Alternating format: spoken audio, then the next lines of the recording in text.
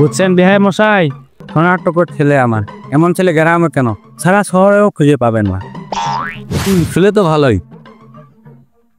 এই যে এখন নেশার কথা বলি, পান, সিগারেট, বিড়ি, গাঞ্জা এগুলো এখনো মুখেই তোলেনি আমার, মদটা দূরের কথা। বাবা জুয়েল, এদিকে একটু আসো তো। কি বাবা? খাওয়ান পরে খাওয়ান পর।